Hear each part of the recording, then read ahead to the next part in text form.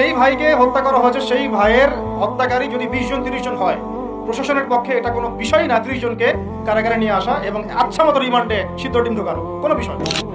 রিমান্ডে ওলামায়ে কেরামের পা ভেঙে দিতে পারেন, তাহলে এটা কেন পারছেন না?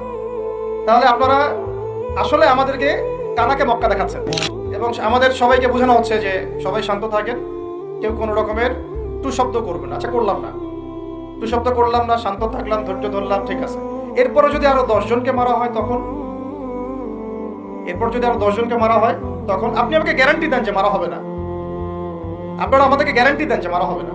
যদি মারা হয় তখন আপনি বলছেন মারা হবে না ইনশাআল্লাহ, ঠিক আছে। যদি মারা হয় তখন এখন আমি ধৈর্য ধরলাম, এখন আমি সাম্প্রদায়িক সম্প্রীতির কথা বললাম, এখন আমরা চুপ থাকলাম, কেউ এগ্রেসিভ কোনো ভূমিকায় গেলাম না এবং যাওয়া উচিত না, ঠিক আছে, খালাস।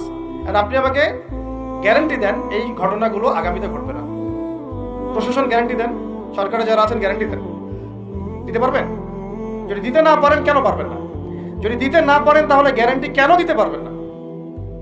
তার মানে আপনার প্রশাসন ফেল করেছে এখানে। সেই ভাইকে হত্যা করা হয়েছে, সেই ভাইয়ের হত্যাকারী যদি 20 জন 30 জন হয়, প্রশাসনের পক্ষে এটা কোনো বিষয় না 30 জনকে কারাগারে নিয়ে আসা এবং আচ্ছা মতো রিমান্ডে সিদ্ধ ডিম ঢোকানো কোনো বিষয় না। রিমান্ডে ওলামায়ে কেরামের পা ভেঙে দিতে পারেন, তাহলে এটা কেন পারছেন না? তাহলে আপনারা আসলে আমাদেরকে কানাকে মক্কা দেখাচ্ছেন। আপনারা কানাকে মক্কা দেখাচ্ছেন, এই তো। এখন যদি গ্যারান্টি না দিতে পারেন তার মানে এই সমস্যাটা থাকতে পারে। গ্যারান্টি না দিতে পারার অর্থই হচ্ছে আপনি নিজেই ভয় পাচ্ছেন, নিজেই আপনি শিওর না যে সমস্যাটা আসবে কিনা। কারণ আপনি জানেন যে আমি সমস্যাটাকে ডিল করতে পারি নাই, আসতেও পারে, এই জন্য আমি গ্যারান্টি দিতে পারছি না।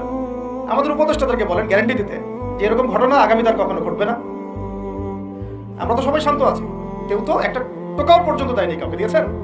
আচ্ছা, ঠিক আছে। আবার আমি প্রশ্ন করছি, যদি গ্যারান্টি না দিতে পারে এবং না দিতে পারাটাই তাদের ব্যর্থতা এবং এর যদি উপযুক্ত বিচার তারা করতে না পারে, না করতে পারাটাই ব্যর্থতা সংখ্যাগরিষ্ঠ মুসলিম রাষ্ট্রে, তাহলে এই ঘটনা যদি আগামী 1 বছরে 2 বছরে 5 বছরে আবারও রিপিটেড হয় এবং একজনের জায়গায় 3 জন 4 জন 5 জন 10 জন পর্যন্ত